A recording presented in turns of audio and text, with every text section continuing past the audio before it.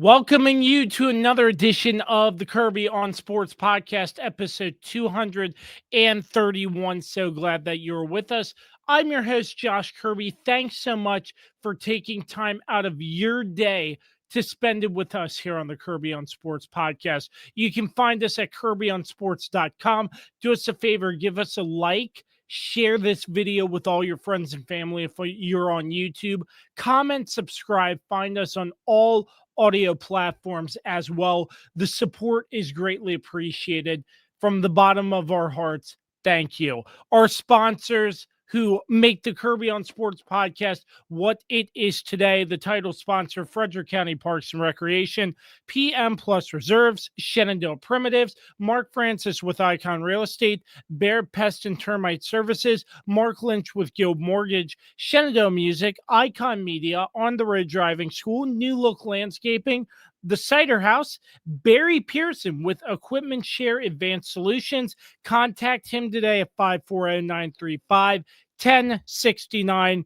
And Don't Sleep Energy, the official energy drink sponsor of the Kirby on Sports podcast. Use promo code KOS Podcast for 12% off your order every single time. Let's get right into episode 231. And Dan is not with us, unfortunately, but yes, we do have a three-time undisputed, reigning, defending Kirby on Sports PickEm champion with us today, Carlos the Swiss Army Knife Martinez. What is going on, buddy? What's up? You did it in reverse order. It's supposed to go the reigning, defending, undisputed, not undisputed, reigning, defending. It just flows better that way. Well, at least I didn't leave anything out. That's the good part. Well, I mean, I am the undisputed champion. I've been champion for so long. We are officially 1 month away from the 1000th day's title celebration by your boy. I've been champion for so long that Cliff, my title person, was a human being when I when I won the championship. But I've had it for so long, he's merely a skeleton. That's funny. That is really, really funny for sure. But 231 of the Kirby on Sports podcast, a lot of headlines out of this week in NFL, just in general, seemed like a pretty exciting week across the board. Yeah, it was interesting to say the least. Well, let's start, and we're not going to spend a lot of time on these, but some upsets: the Patriots over the Bills on Sunday night, the Titans over the Cardinals, and obviously the headline there was a running back who ran for a touchdown and dropped the ball before he reached the goal line, which seems to be a trend. And we'll talk about this more, the Jags over the Chiefs. But in your mind, Carlos, what would you think the biggest upset was in the slate of games over the weekend? It's the one you didn't mention, Broncos Eagles. Oh, that's right. I forgot the Broncos Eagles. That was a very fun game to watch. It just seemed like, in my mind, the Eagles, I don't know. There's a problem in Philly, I think. No, you don't say. Who's been saying there's an issue in Philly all season long so far? And who over here, the two stooges, one who's on vacation, hope he's having a great time. But, who are the ones that kept saying, oh, we got to believe in Philly. They're the Super Bowl champions. This is how it always goes with Philly, okay? Hey, scum of a city. Hate Philly fans. Hate that whole place, okay?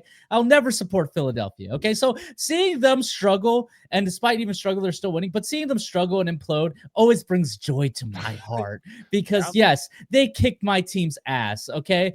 But they've been okay, and I will admit that they kicked our ass in the Super Bowl, all right?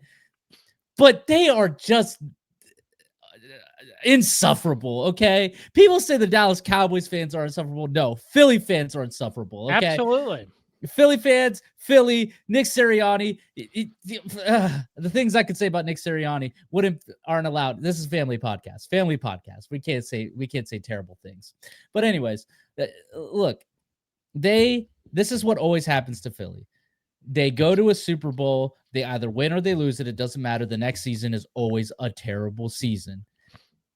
And despite that, they sometimes will continue to have success like they did after, well, like they have post every Super Bowl, or at least here in the past, what would you say, 10 years? No, yeah, give or take 10 years. I would say around that. Well, they won their first one in 2017. So the past 8 years, right? So the past 8 years, it's been they won the Super Bowl with Nick Foles. The next season, they still made the playoffs, but they lost, I believe, in the divisional round after the double doink game against Chicago. Yep. They go to the Super Bowl 57, where my title reign began and where the Chiefs dynasty was, it was starting to finally come into fruition. The next season, they start out 9-1, and then they just had this weird downturn and losing the wild card round to the Tampa Bay Buccaneers. Correct? Yes. Yep. Yes. Yep. You're right there. Yep. That was sort of a all Tampa Bay game too. I'm watching. I'm like, man, Tampa Bay's. Yeah. Like Philly had like nothing going for them. Yeah. They win the Super Bowl. And so far, again, they're having success, but it's not looking great. And it finally reared its ugly head. You're up 17 to, I can't remember how much.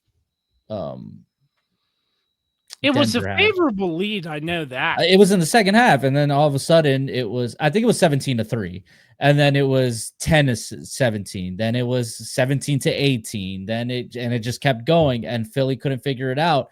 And now you're hearing the reports of Saquon Barkley, Jalen Hurts, and AJ Brown had a private meeting to I guess hash things out and work things out. That's not a good sign, in my opinion. When we are heading into week 6 and you're already having to have private meetings because it just hasn't worked out, that's not good, in my opinion. And honestly, that offense is just terrible, in my opinion. It's just bad.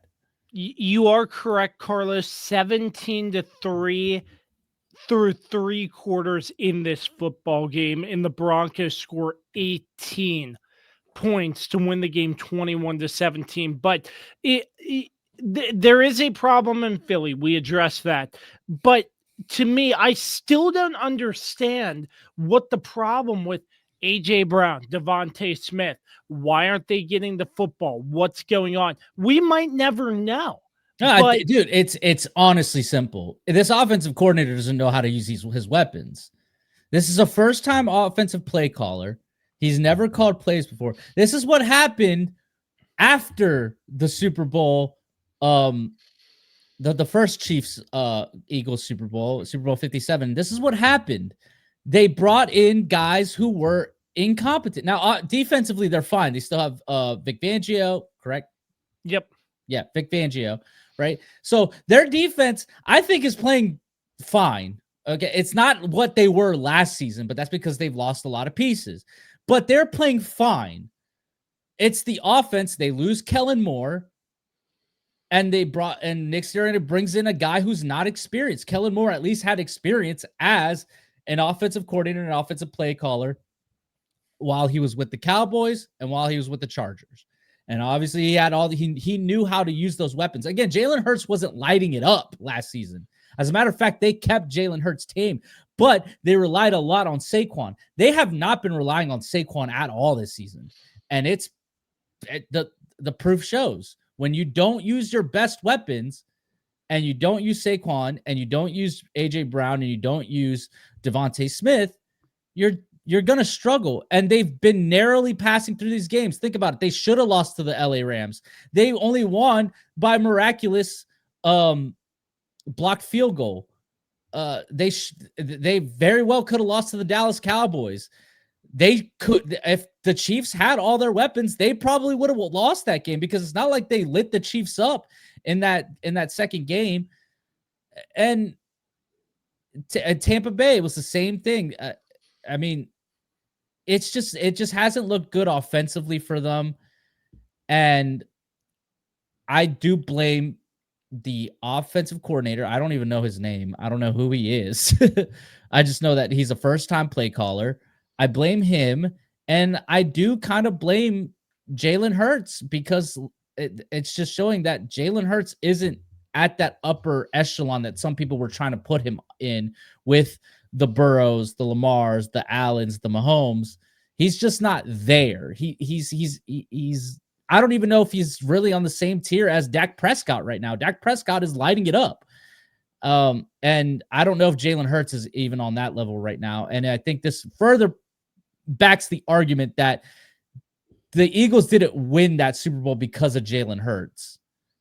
They won it mostly because of Saquon Barkley and because of that defense. Yeah. Yeah, that's a really good point.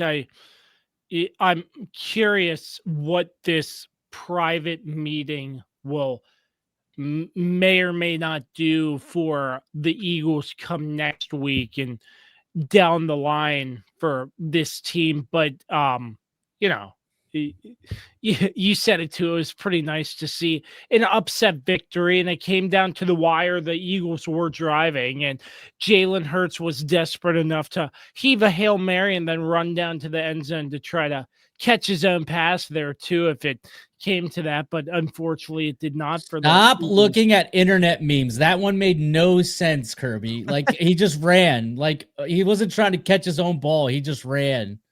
Like I don't know. That's what I saw. stay off this. Stop with the NFL memes. Okay, some of them don't make sense. You didn't have to bring that one up. Yeah. All right. How about this one? The Patriots over the Bills.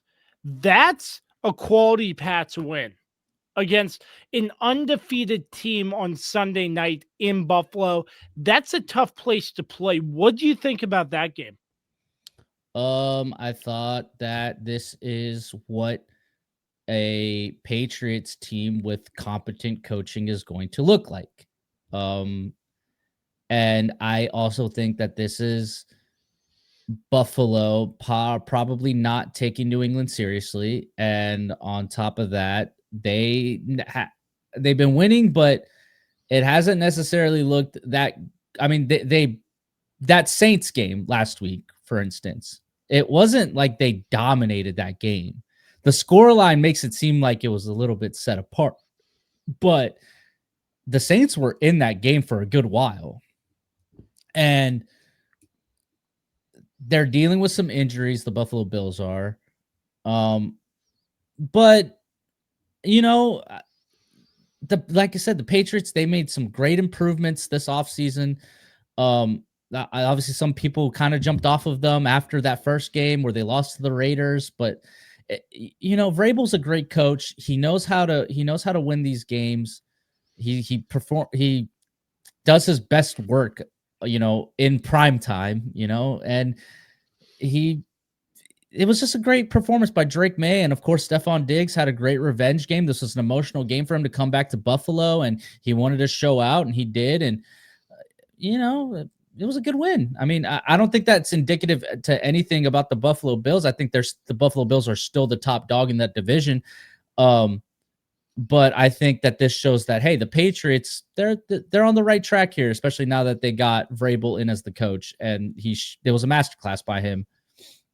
Well, I'll tell you, I fell asleep with the game on, and I'll sort of summarize how my weekend in the NFL went, Carlos. Throughout the week, I was pretty tired. I had a lot of shifts at work, and I got my survivor pick in late in my survivor pool, and I was going to pick Arizona, but it was too late. So I was assigned the team with the highest point spread, which was Buffalo.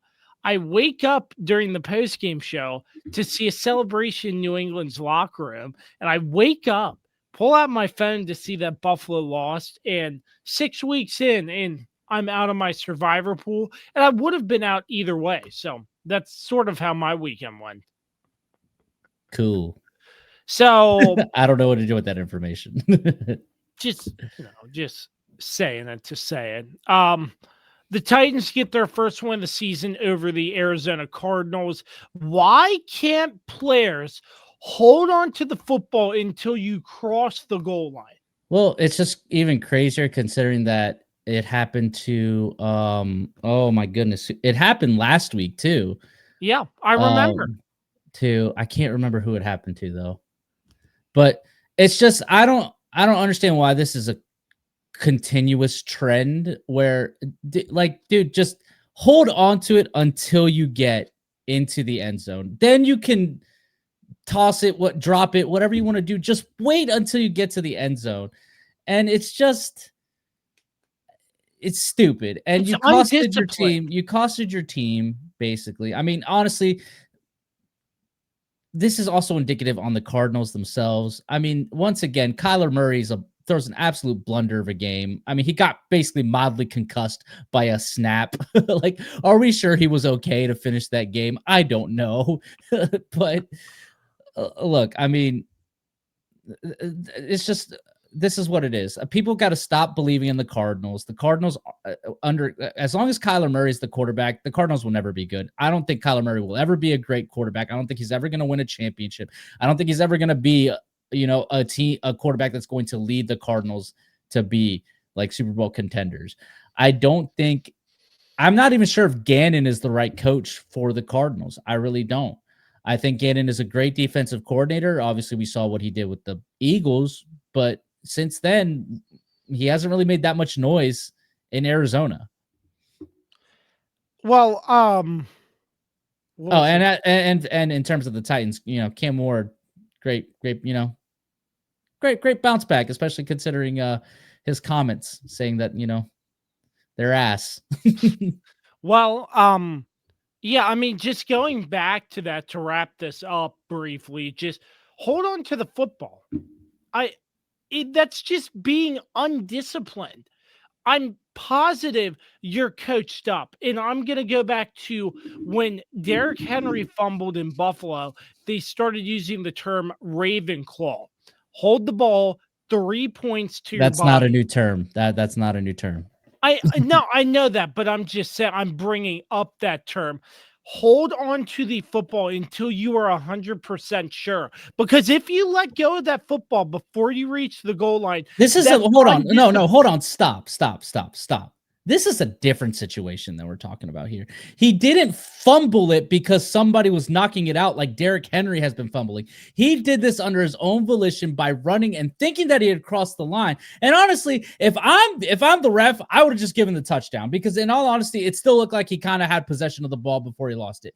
But at the same time, I can understand why they made the call that he had fumbled it because he was losing control of it. But for a brief second, it looked like he still had control. This is a different thing. This isn't about the whole, the 4 points of contact, thing about Derrick Henry. This is just, guys, do not drop. If you are running towards the end zone and your celebration is you're just going to toss the ball, wait until you get to cross the line. Wait until you hear the crowd going crazy because you scored. Wait until you're firmly in the end zone to drop it. This is not the same thing as the Ravenclaw thing that they've been doing. Totally different topics here. Yeah, I'm not saying he fumbled at all, but I'm just saying if I was in that position, I would hold the ball. Okay, but you're making, but no, but the possible. point you were making didn't make any sense to this situation, is what I'm telling you, because you're sitting there talking about the whole ball security, Derrick Henry doing that and make it like, no, that's different. He didn't get the ball knocked out of his hand or out of his arms by a player or by like he did it because he wanted to celebrate by tossing the ball. Yeah, no, I agree. I didn't mean to pose it like that. Just hold on to the football till you know you're in the end zone. Case in point. So that we'll get to the Jags and Chiefs when you discuss the Kansas City game. Next big headline. This just came out today as we are recording episode 231. Joe Flacco being traded to the Cincinnati Bengals. At least Chase and T. Higgins has a quarterback who can sling the football. Can he though? I mean, he can get it he's down there. mate, he's 40 years of age. Like, this isn't any better. I mean, he got benched for Dylan Gabriel in Cleveland. Like, let's not sit here and act like this is the best trade of all. Like, the Bengals season to save. No, if they wanted to save their season, they should have tried to go get Kirk Cousins. But at the end of the day, they have a terrible offensive line, and getting Kirk Cousins was probably the worst idea ever. Getting Joe Flacco is no better. Joe Flacco is not a mobile quarterback who's going to be able to dodge the defenders getting through the line. So, in all honesty, to me, this is a terrible trade by the Bengals. They should have gotten somebody else. Hell, I mean, I would say they should have gotten to get maybe Anthony Richardson, but I don't think that would have been a good idea either. I just don't think the Bengals franchise is a good franchise. They're not a good franchise for a quarterback to come to. Joe Burrow will eventually come back, maybe, depending on how they do.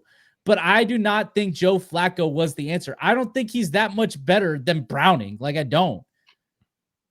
I mean, I agree with you, but do you though? Yeah. Do you? I don't think you do. Yes, but I will say, because I think you are stuck in that notion of who Joe Flacco was, how he was that great quarterback for the Ravens.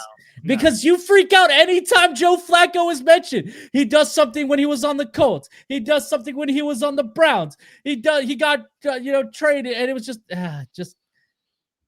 No, I'm just saying he has the experience of experience. Aaron Rodgers has experience, and look what he did in the Jets. He didn't do jack anything.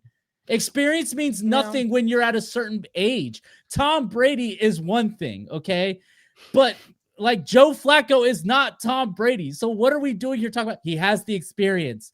That means nothing when you reach a certain age. Well, what I'm trying to pose here is the fact that with the experience he has and the years in the league, he knows how to at least throw a football to two valuable receivers. That doesn't make sense, Kirby. Because once again, I pose Aaron Rodgers in New York. He had Devontae Adams and Garrett Wilson, two great receivers, and they didn't win anything. I'm sorry, that point doesn't make sense. Just because he's played in the league doesn't mean, and he has experience, doesn't mean that he can still do it at that level that he did it prior. He doesn't have the physical capabilities anymore to play at an elite level to where he can save the Bengals season.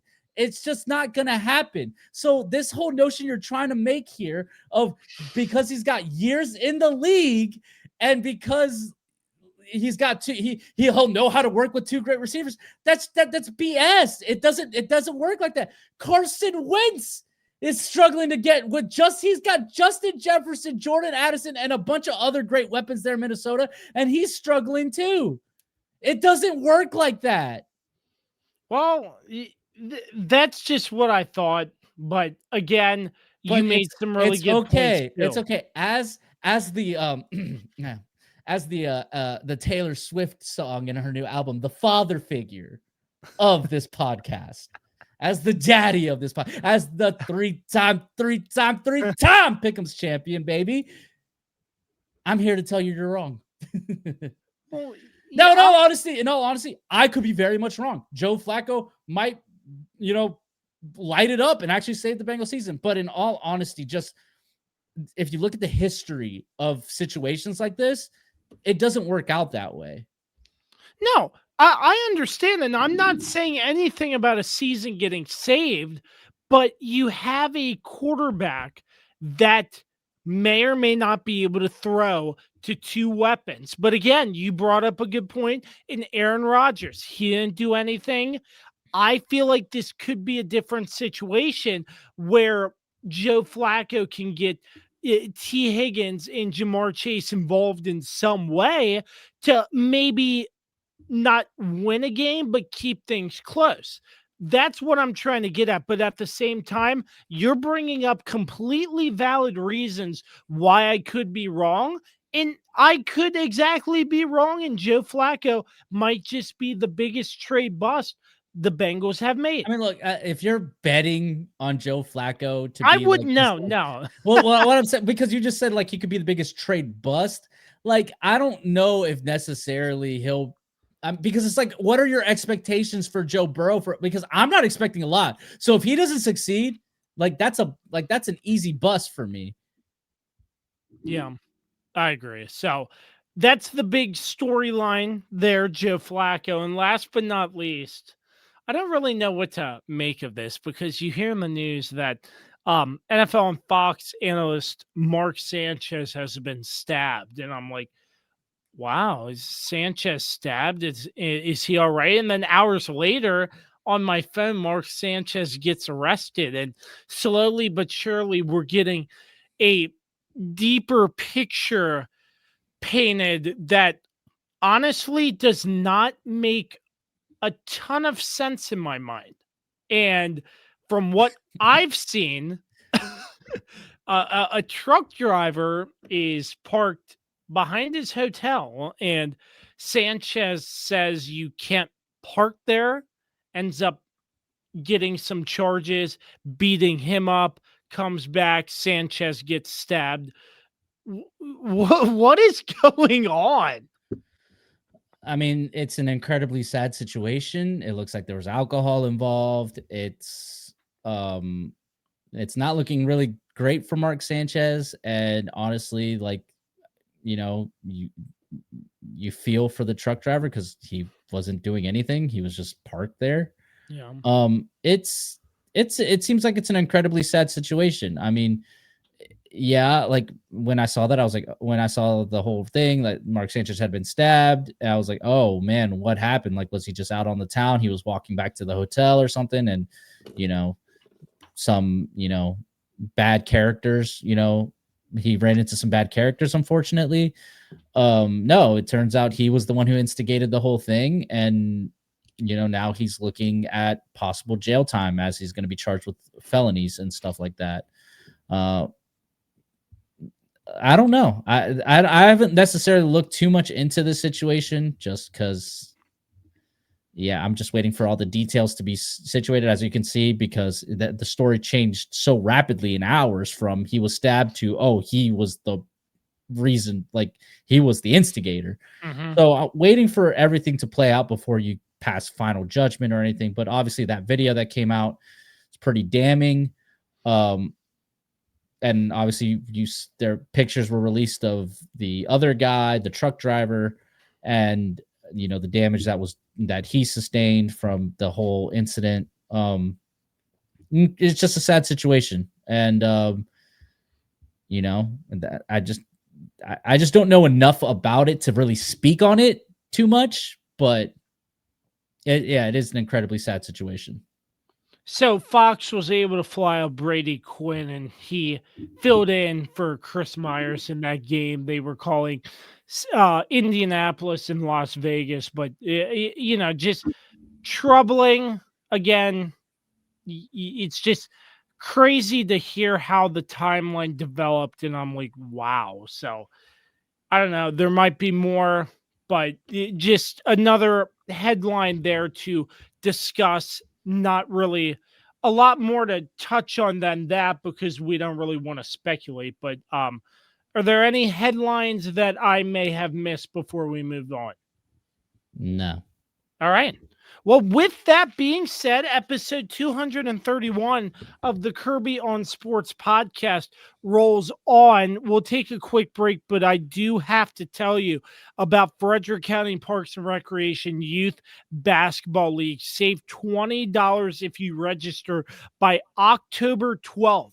This is Winter Youth Basketball League's one of the biggest hits that Frederick County Parks and Recreation has to offer. Practices begin in December, games start in January at the local community centers in the area. The deadline for registration is November 10th, but you can save $20 if you sign up by October 12th. That is October 12th, this upcoming month. For more details, visit fcprd.net. That's our good friends over at Frederick County Parks and Recreation. We're going to take a quick break, and we're back with more right after this. For sports fans living in condominium and homeowners associations, as well as business professionals, when you need a reserve study, PM Plus Reserves has been in business since 1990. Their studies are accurate and easy to understand. Check them out when your association needs a study. www.pmplusreserves.com. You can also contact them at 703-803-8436. Once again, www.pmplusreserves.com. Is it finally time to upgrade your home's interior? How about with an authentic farm table made locally from recycled barnwood? Shenandoah Primitives, based right here in Winchester, Virginia, makes farm tables, benches, tables, coffee tables, and a long list of other items for your home decorating needs. At Shenandoah Primitives, function and style are combined for great furniture that will last generations. If you're interested in combining the industrial look of metal with wood, or considering something incredibly unique with a live edge, Shenandoah Primitives turns those ideas into reality. Thinking about a mirror, wine rack, or other accent piece for your home, Shenandoah Primitives can assist with that as well. As a local small business, Shenandoah Primitives is happy to work with each client for a custom design or schedule an appointment to come out and view current inventory. Local, high-quality, handmade items can be found at Shenandoah Primitives. Find us on Facebook and Instagram or visit us at www.shenandoahprimitives.com. Bedbugs. The only thing creepier than thinking about them is actually having them. Trust me, you don't want to have them. Locally owned and operated Barrett Pest and Termite Services can keep you from having bedbug nightmares and infestations. Call 540-340-3922 to schedule your free inspection and consultation. If bedbugs are already in your home, we'll get rid of them so you can rest easy. We also specialize in keeping homes and businesses free of other pests, including rodents and termites. That's Barrett Pest and Termite Services, 540-340-3922. Indeed, we are back. This is episode 231 of the Kirby on Sports podcast. So glad you're with us. Dan is out, but I'm joined by the three-time reigning undisputed Kirby on Sports. You mess it up. Write it down. The three-time reigning, defending, undisputed. There's a flow to things. Gotcha. Yeah, I apologize. By the way, breaking news, real quick. What? Really? News. What? Yeah. The Arizona Cardinals have fined Jonathan Gannon $100,000 for a sideline altercation with running back Amari DiMarco, per Adam Schefter. Really? Yes. So the Cardinals fined their head coach themselves, not the NFL, the Arizona Cardinals. Well, I could see that. What do you mean you could see that? It happened. This isn't an opinion thing. He is the first NFL head coach to be fined for an altercation with a player since the NFL fined former Bucs head coach Bruce Arians for swiping his hand at safety Andrew Adams' helmet during a January 2022 wild card game against Philly. Mm-hmm. It happened. I see. What's the word I'm looking for? I see why they did it, because there should be a standard. And I think when it comes to coaching, there's no place to be like hitting players. But did you see the video? Briefly. Yeah. So I don't understand why you're making it. Why we're like rehashing the story. Kirby, he just got fined. Like, yeah. What are we doing? I don't know why you're like trying to make a defense for this. Like, he got fined, and that's it. That's the story. He just got fined. No, I think it's good on the Cardinals' part they did that. Cool. And he did apologize, which was said in the team meeting that I saw in his press conference as well. Anyways, that's breaking news. We're going to reel it back in, and we're going to talk about our teams, how they did. We're not going to discuss the Ravens. Sorry, Dan, since he is No, and we probably won't discuss the Ravens anymore until the Ravens get good again. I don't know. We'll discuss that with Dan. Yeah, probably so. But in the order that these games were played, starting out with the Washington Commanders taking a West Coast trip to Los Angeles to face off against Justin The Herbert. hometown of one Jaden Daniels. And he bought 2 suites for all his family to see his return as the starting quarterback after 2 weeks out with a sprained knee.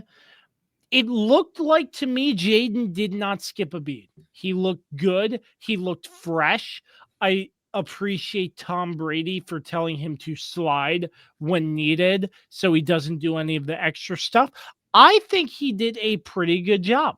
And I think that goes back to the competency of the front office and the coaching staff and the medical training staff to put him on the right regimen and get him back on the field when he's 100%.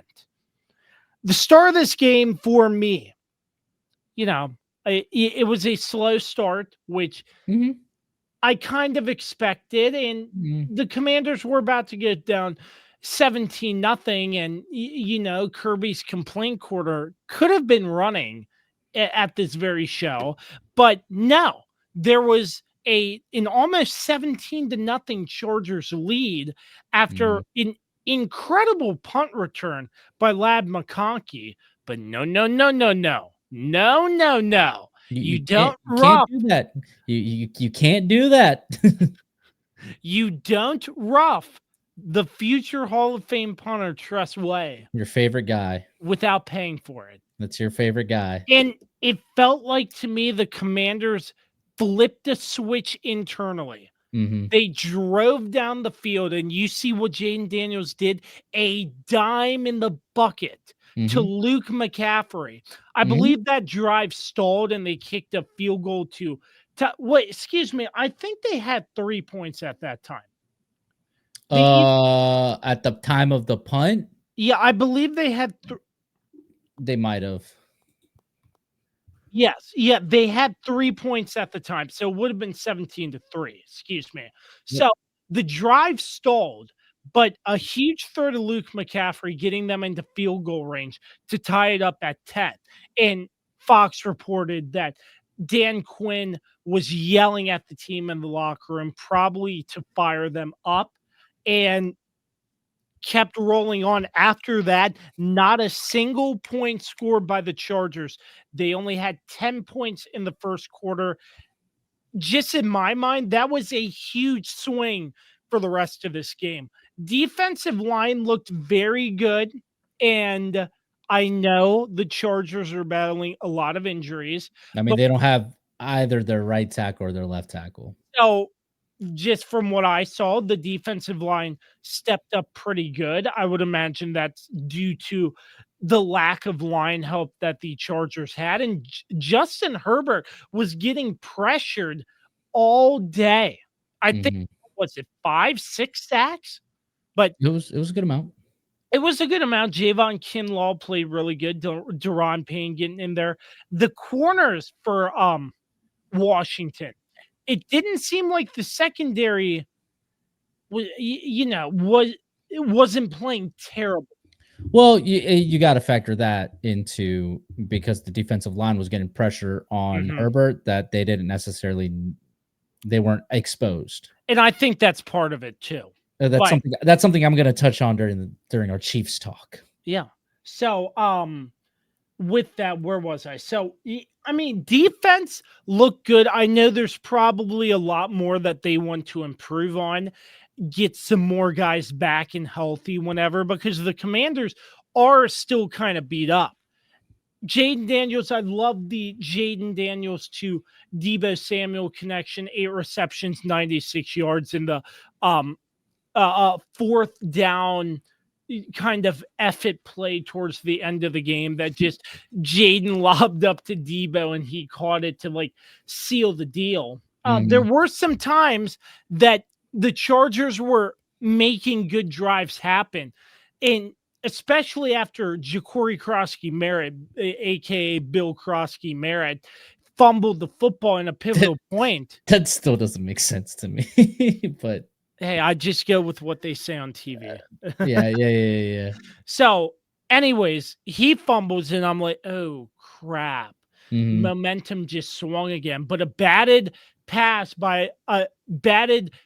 ball by Deron Payne into the hands of Mikey Sanders still, and they drive 99 yards, essentially killing the game, which was huge. So defense, I'm pleased with. Some more work to be done. I'm sure that the coaching staff wants to see. Jaden Daniels protected himself very good. And Ja'Cory Croskey-Merritt, 14 carries, 111 yards, 2 touchdowns. And this just looks like a game where the Commanders did not want to roll over. I think just the game against Atlanta, too many injuries, Marcus Mariota in, but you have your leader in Jaden Daniels. And I think the offense responds just a little bit better when Daniels is under center. Even though he's a second-year quarterback, he is taking a big leadership role from everything I have been seeing. And that really goes to show with the performance on the field.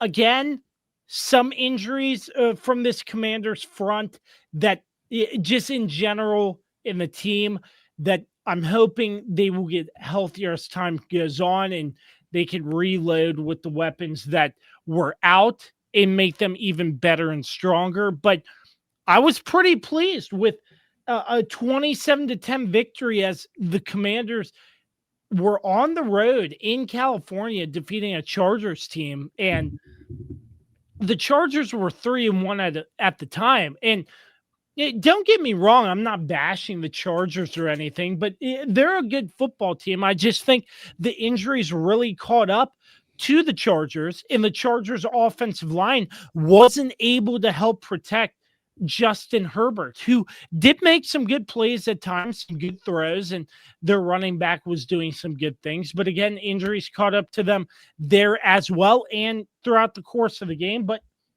I'm pleased, and they get one extra day as the Commanders are playing primetime Monday night against the Bears next week. But I liked what I saw. Yes, the Bears. There's the what was it called? The Hail Maryland. Yeah, that's what it was. The Hail Maryland. But then before that was, I think, the game that we were at with Sam Howell's quarterback. And you guys got completely blasted. DJ Moore blasted us. Yeah.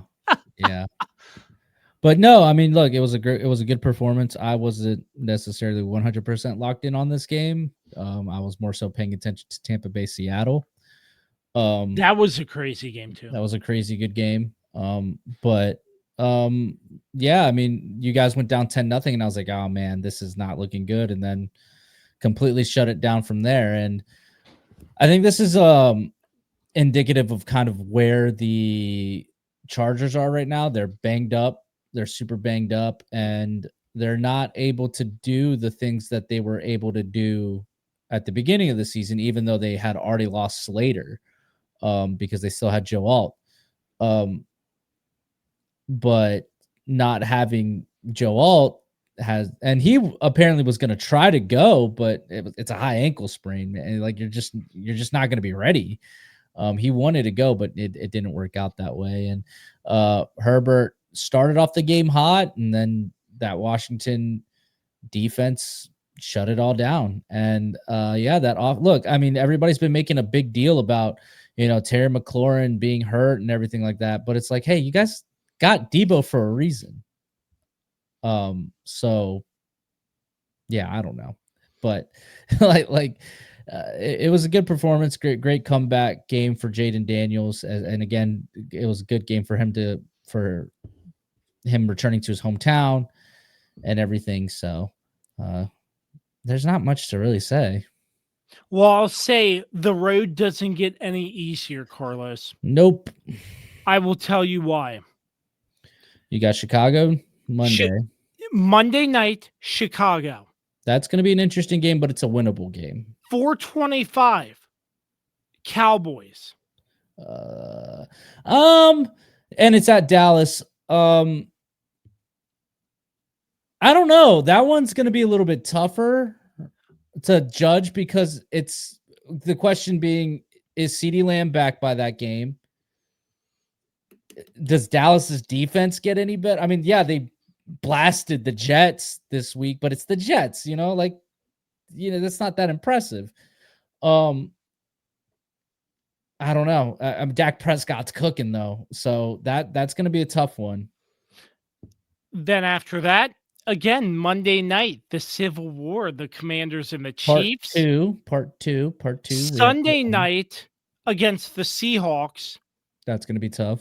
4:25 against the Lions. That's going to be tough. 9:30 a.m. against the Dolphins. In Madrid. That's a winnable game. Very winnable. Very winnable. Then bye week. Mm-hmm. And then Sunday night against Denver. In Denver, correct? Correct. And then after that, a 1:00 in Minnesota. So the games I listed off, the next 1:00 is Minnesota game. Hold on. Yeah. Is Minnesota at Minnesota or at Washington? At Minnesota. Yeah, you guys are in trouble. I don't know. Minnesota, I think. Okay, so games that are winnable. I mean, honestly, all those games are pretty winnable games. I mean, again, the Chiefs, we'll talk about the Chiefs here in a second, but it's not beyond them to lose that game against you guys. And the Cowboys, you guys can beat the Cowboys. You guys can beat the Broncos. It's just, it just depends. The only thing that sucks is that a lot of these games are away games. And, I that's the one thing that would give me concern, especially the Denver one, because again, that's elevation and all that stuff. But I mean, all these games are pretty winnable. But another reason why I mentioned this schedule up until the Vikings game, the Commanders do not have a single 1:00 game for the rest of October. Why does that matter? So they're playing national, in front of national audiences. That doesn't matter. That really doesn't matter. That doesn't matter, Kirby. That does not matter. Like it really doesn't matter. Either way, you're playing in front of. It doesn't matter what time you play. You're playing in front of a national audience, regardless. Yeah, but from here on out until December 7th, the Commanders do not have a 1:00 game. Due to their success. Minute point. Nobody cares. Nobody cares. Nobody cares. All right. Cool. You don't have a 1:00 game. The Chiefs have no 1:00 games either, but I don't make a big deal about it. Yeah. Although we have one coming up against the Raiders, but that's the Raiders. But it's just who cares? This is what happens. You play on primetime all the time. It's not that big of a deal. So the Commanders over the Chargers 27-10. We're going to take a quick break, and then I know you probably have a lot to get to on your Kansas. I should have made a video for Carlos's complaint corner. We're going to step out. We're going to take a quick timeout, and we're back with more of the Kirby on Sports podcast right after this. Hey there, Kirby on Sports Podcast fans. Mark Francis with Icon Real Estate here for you. Remember, if you have any real estate needs, buying or selling, I'm your guy. I would love to help you out. And you can also find me on my own personal podcast, Iconic Talk, where you get a chance to learn about the local real estate market and why Winchester is an amazing place to live. Reach out to me anytime, 540-247-1527, and find Iconic Talk anywhere you get your podcasts. It's Jason, General Manager at Shenandoah Music, here to tell you all about... Jay, what are you doing here? Well, Matt, I'm trying to tell the people about our selection of guitars, basses, keyboards, drum sets. I know that, but I always do the radio spots. You get to have all the fun. I want to tell everyone about our huge selection, unbeatable prices, unmatched service, and in-depth knowledge. Jay, I really don't think now is the time to discuss. So remember, folks, when you think music, think Shenandoah Music in Winchester. That's my line. Thanks once again for spending time with us here on the Kirby on Sports podcast, episode 231. Dan's out, but I'm joined by the Swiss Army knife, Carlos Martinez. I'm Josh Kirby. So glad that you are with us. Time to talk about the Kansas City Chiefs in a game that I didn't stay up and watch the entirety of. I'm sure you did, Carlos, but the Jags improved to 4-1 with a 31-28 victory over the Kansas City Chiefs. I will say one thing that one time I texted in the group, they screwed that up or something like that, was the play where Lawrence threw a ball towards the end zone and it was tipped, and there were like 3 opportunities to intercept the football there, but did not come away. I'm not sure if you saw that sequence I was referring to, Carlos, but I mean, duh. I was watching the game, Kirby. Like, why? What? 31-28. I'd like to hear your thoughts. What were the Jags just that good, or the Chiefs shoot themselves in the foot? It was death by 1,000 cuts for the Kansas City Chiefs. This was one of the most frustrating performances, or frustrating losses, should I say, that I've ever experienced as a Chiefs fan. Because in all honesty, the Chiefs had no business losing this game. The Jaguars are not that great of a team. And in all honesty, the Jaguars tried their best to give it to us. And for some reason, we just wouldn't take it. The penalties costed us a lot. And I'm not blaming so one thing that's not going to happen is me blaming the refs, because the refs, every call the refs made against the Chiefs was the correct call. And, of course, there's the whole, national storyline of, the refs always help the Chiefs. And then, of course, the broadcasts, love to focus on the calls that the Chiefs, the calls that weren't called on the Chiefs, and then all that stuff. Now, granted, that pass interference play that resulted in the McDuffie interception that wasn't called as pass interference, 100% pass interference. I really don't understand why the refs didn't call that. That was, like I said, the officiating was really bad for the whole game, but pretty much every penalty that the Chiefs got was correct. The Chiefs just were very undisciplined. Specifically on special teams. Special teams was really bad. Look, we were up 14-0 and the offense sputtered. And then what happens? We go I'm so frustrated. Like, we go into halftime up, 14-7. We had a chance. We had the ball at the end of the first half, had a chance to extend the lead, and then also to come out with the ball at the beginning of the second half. And both times that we had I don't know how many times that's ever happened where we have the ball with a little bit to go in the first half and we don't come away with points, and then to come out in the second half and still don't come away with points. That's just like, I've never seen that happen, in the Andy Reid era of the Chiefs. And then 21 unanswered points by the Jaguars. And the third touchdown was a terrible pass by Patrick Mahomes. He had no business throwing that to Juju Smith-Schuster. It gets intercepted by Lloyd, and Lloyd takes it 99 yards to the house. And, it was just like, I don't understand why they were even passing in that situation. It's like, you had also, like, Travis was open, like right, like a little bit to the right, but for some reason Mahomes was locked in on Juju, and Lloyd made a great read and came out of and pulled out of the cover 0. And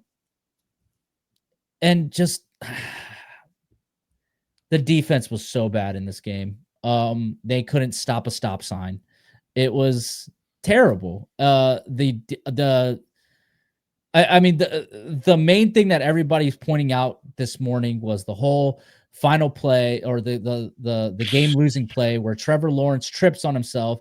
And what do you see? Chris Jones is pussyfooting around, basically. He's standing there like a stop sign. And They then probably could have won the game if he moved. if he would have just put a little effort to trying to get through the line, all you had to do was touch Trevor Lawrence while he's on the ground, and that would have ended the play. But no, this was the antithesis of the whole game. The Chiefs' defensive line cannot get pressure with just the front four. Chris Jones has been very bad this season so far. And this game, he made a few impactful plays here and there, but he didn't make that game-changing play like we're used to him making. Charles Omenihu got a sack, yes, in this game, but I mean, he's been lackluster this season. Karlaftis, while he gets pressure, he doesn't win quick. And it's kind of like these guys are there to mostly contain, but it's like the three other guys are contained, and then Chris Jones has to win. If Chris Jones doesn't win, you guys don't it's just not going to get there. And if you break down all the sacks that the Chiefs have gotten, most of them are coverage sacks. It's not like they're getting quick sacks, 1 second, 2 seconds. They're getting sacks 3 seconds, 4 seconds, 5 seconds into the play, developing. Mm-hmm.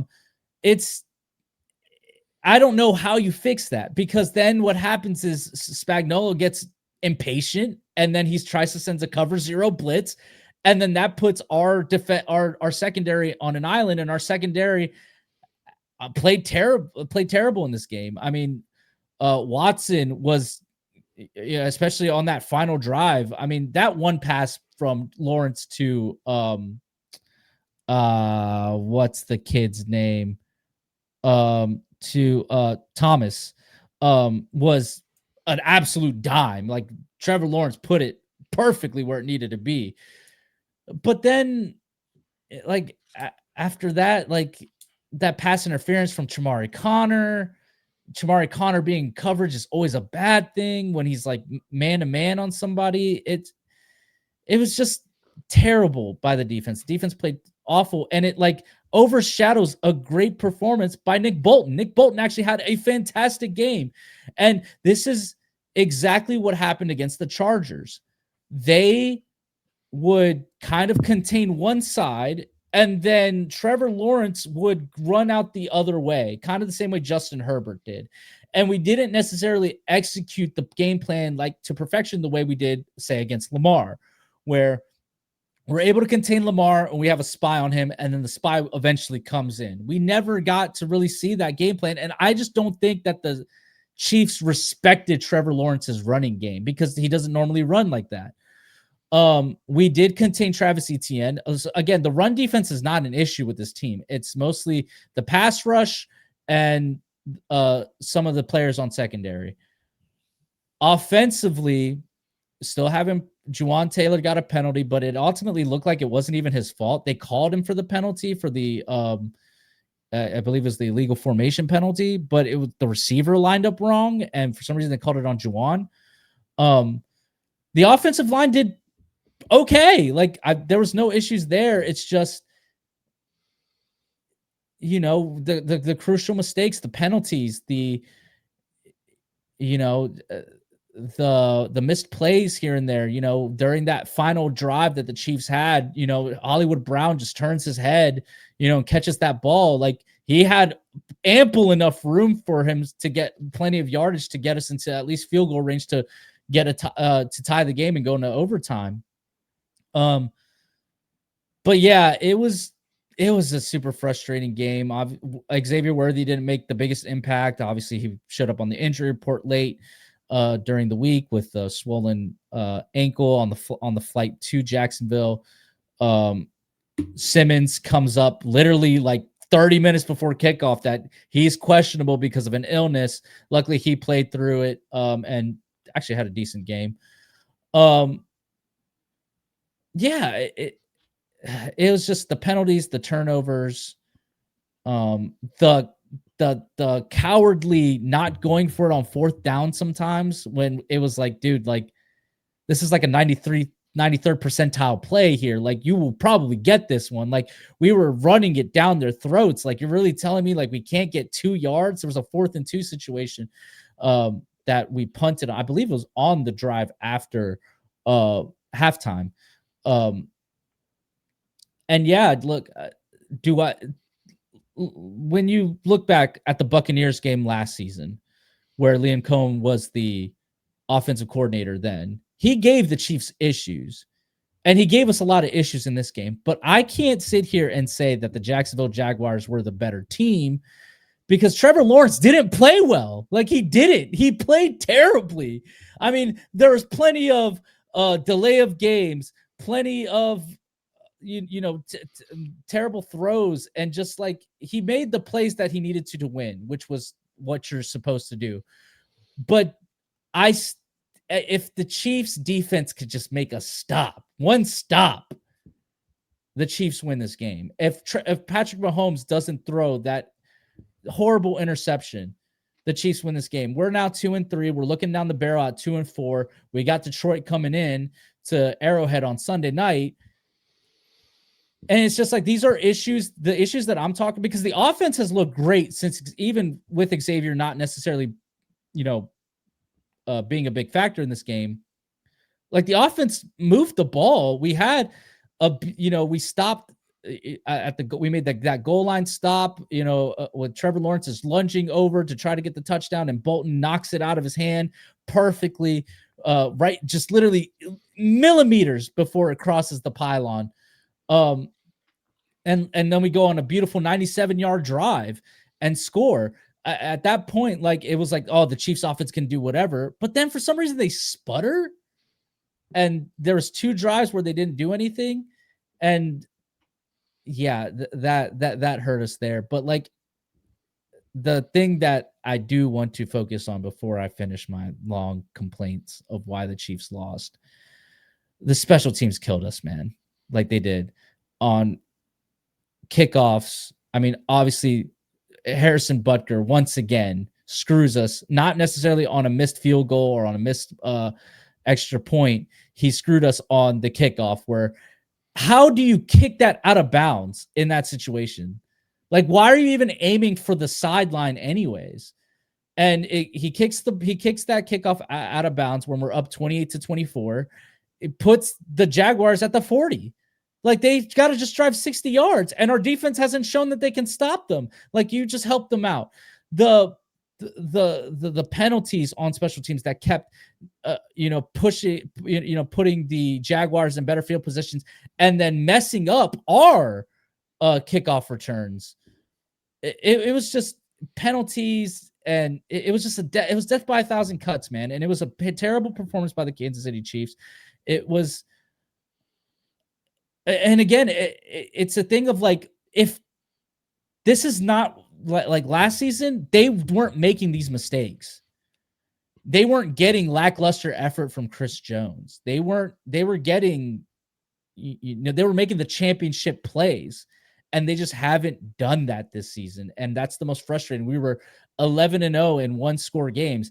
Obviously, that's not the norm. You're never going to win 11 straight 1-score games. It's an anomaly. So there will be regression back to the mean, where you'll win some, you'll lose some. But we've lost every single one since. We're 0-3 in 1-score games this season. And this was like the first legitimate 1-score game. And we had the lead with less than 2 minutes. We were up 28-24. Normally, you expect the Chiefs defense to make the stop. That's what they've always done. And they couldn't do it. Granted, Trevor Lawrence didn't necessarily. He had the great pass to Thomas, and that was that. Then he had the touchdown play where he falls and then he runs in. But aside from that, it's not like a lot of the yardage they gained was penalty yards from the Chiefs on that final drive. So again, this brings me to my point of, I don't think that, like, all props to the Jaguars. They came out and they played and they made the plays that they needed to win. But the Chiefs shot themselves in the foot a lot.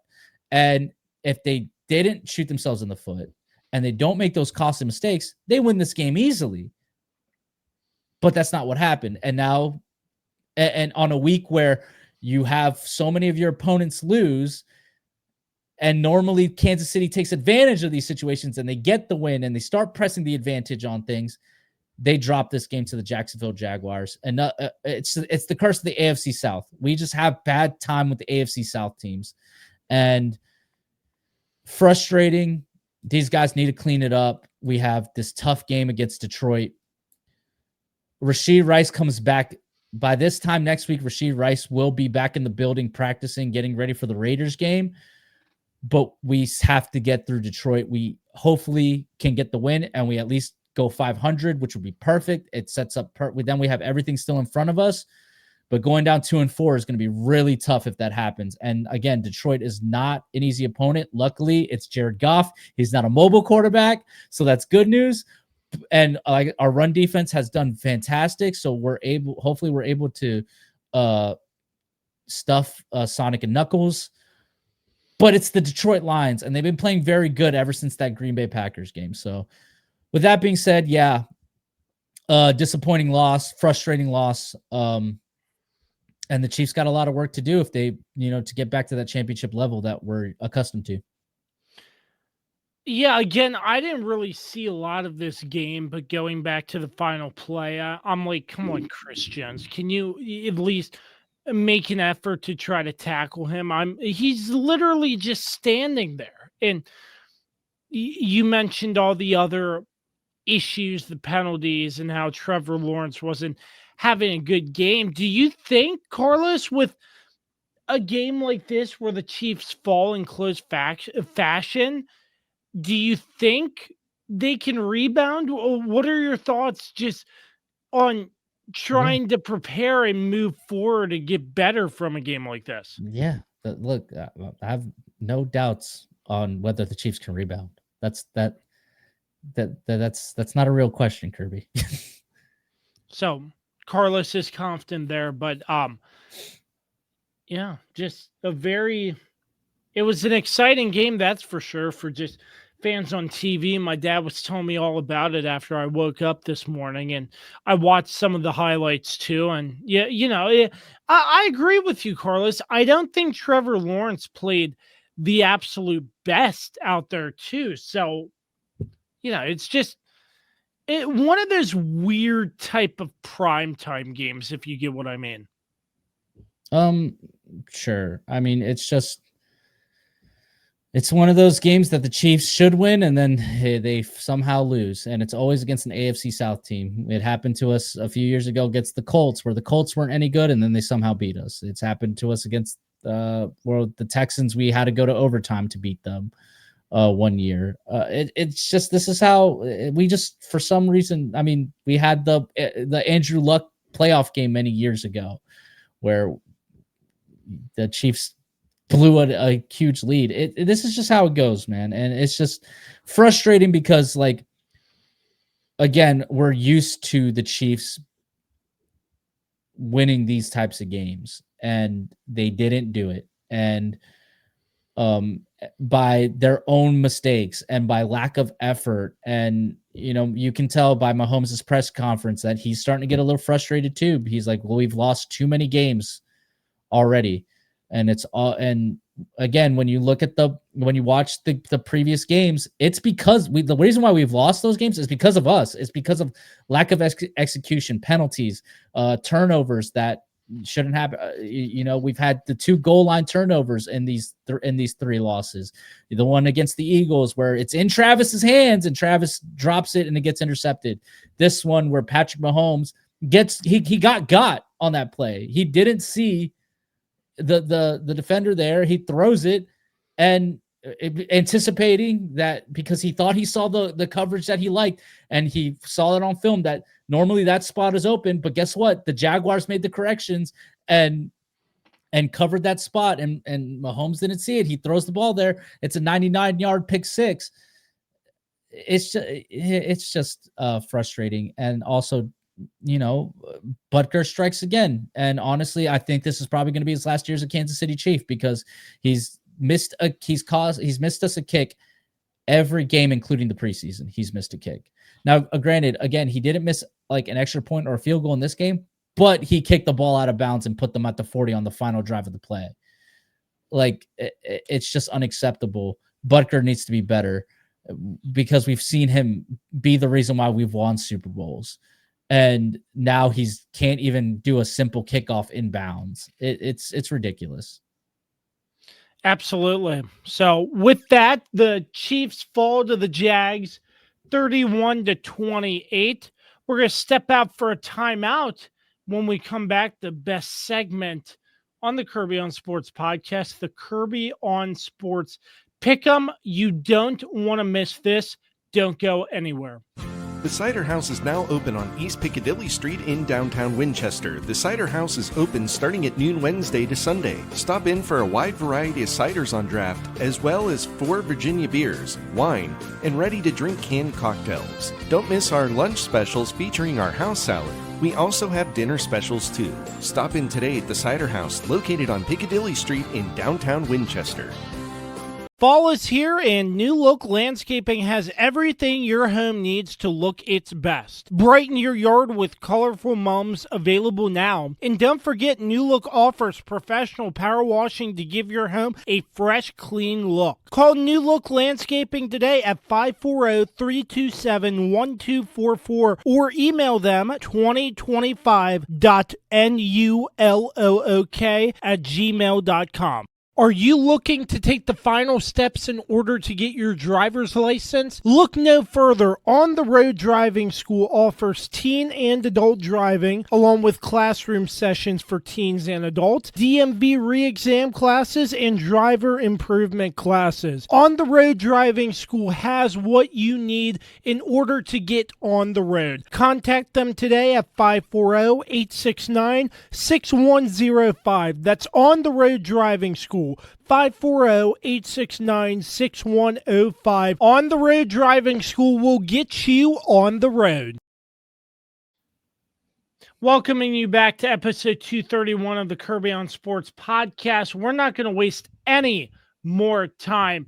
It's the best segment the Kirby on Sports podcast has to offer, the Kirby on Sports PickEm. For NFL week number 6. And I'll adjust that for you too. Yeah, that's right. There you that's go. right. There That's you right. You do. you, You do what you have to do. Anyways, yeah, welcome to the best segment on this good to average podcast, the Kirby on Sports podcast, our pick'em segment where we pick 6 games a week, and of course, I am your three-time reigning defending champion. Interesting developments. Kirby, I'm inching closer. Do you hear it? Shh, hold on. Shh. You are. Do you hear it? Dun-dun. Dun-dun. Dun-dun. Dun-dun. Dun-dun. Dun-dun. Dun-dun. Dun-dun. And that's the sound that Dan heard plenty of times, but he thought he was safe. I crept up. I was behind him. He didn't see me coming. But anyways, Kirby is still in first place after week 5. He had a terrible week of picks, honestly. He went 2-4. We all had a very rough week, honestly. It's not like any of us did fantastic. Kirby went 2-4. His overall record is 18-11. Kirby's in first place. I'm in second place at 17-12. I went 3-3 for the week. I broke 500. Hooray, good for me. That's what happens when you pick the Saints. And Dan, unfortunately, he also went 2-4 and is now sitting in the Kirby zone at 16-13. So the games we will be picking to this week, for the upteenth week in a row, Kansas City has made the freaking pick'ems. God help me. We are picking the Chiefs against the Lions, the Falcons against the Bills, the Dolphins against the Chargers, the Jaguars against the Seahawks, the Buccaneers against the 49ers, and the Commanders against the Bears. I will go first, as always, as your 3-time Three-time Pick'em's champion. Sorry, my camera keeps doing this weird glitchy thingy. I don't know why. Trying to figure it out. Anyways, I will be taking the Kansas City Chiefs over the Detroit Lions as I'm contractually obligated to. I will take the Buffalo Bills over the Atlanta Falcons. I think Buffalo is going to want some revenge on, or not some revenge, some to get right after that loss to the Patriots at home. I will take the Chargers over the Dolphins, even though the Chargers haven't necessarily looked the best the past 2 weeks against the Giants and the Commanders. Jeez, I was like, who did they just play again? Yeah, even though they haven't looked the best, and obviously they're dealing with some injuries, I just don't. I don't like Miami. I think Miami's a terrible team. I don't trust Tua Tagovailoa. So give me the Chargers. I'm going to take the Seahawks over the Jaguars. Seattle, despite losing to Tampa Bay, looked phenomenal. They looked great. It took late game heroics by Baker Mayfield to put them away. So I will take Seattle over Jacksonville. And like I said, I wasn't necessarily overall, even though they beat us, I wasn't overly impressed by the Jaguars. I'll take the Bucks over the 49ers. The 49ers pulled off the biggest upset of the week. We didn't even talk about them. How they beat the Rams with literally Mac Jones on one leg. And he was pretty much like dying after any hit he took. But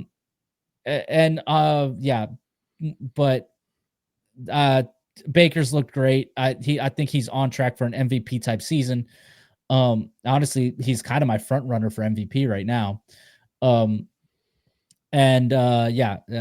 take the Bucks. I think the Bucks just have much more than the 49ers do. And then I will take Kirby's Commanders over the Bears. I just think with this game being at home, and with how good they looked against the Chargers, I think that trend continues. Chicago coming off of a bye week though, so we'll see how that goes. I'll go ahead and give this podcast's favorite number 2, the Josh Allen to my Patrick Mahomes, my esteemed co-host when Kirby's gone, Dan Dembski's pick since he's on vacation. Dan is going to take the Chiefs. I wonder if he would have changed his pick. He did send me his picks before the game between between the Chiefs and the Jaguars, so he might have changed his pick had he known the result of that game, but he's going with the Chiefs. He's going with the Bills. He's going with the Chargers. Dan is the sole one taking the Jacksonville Jaguars. He's trying to take a shot here to try to possibly maybe tie Kirby up, depending on how games play out. And he's taking the Buccaneers and he's taking the Commanders. So with that, we throw it to the CEO, founder, and our 4-time losing stooge of this podcast, Josh Kirby. All right. I'm going to pick the Lions. I like how the Lions are playing. I feel like this could be a close competitive game, but I'm picking the Lions in an edge. The Buffalo Bills, they want revenge after a loss against New England. I think they come out on all cylinders and play Buffalo brands of football. Miami, abysmal. I'm picking the Chargers, even though they're struggling from the game against the Commanders. I think they are a well better team than the Miami Dolphins, who have a lot of problems down there right now. The Seattle Seahawks, I agree with you, Carlos. They looked phenomenal despite the loss against Tampa Bay. I have them over Jacksonville. I don't think Jacksonville can match up as well against Seattle. And Tampa Bay, Baker looks incredible.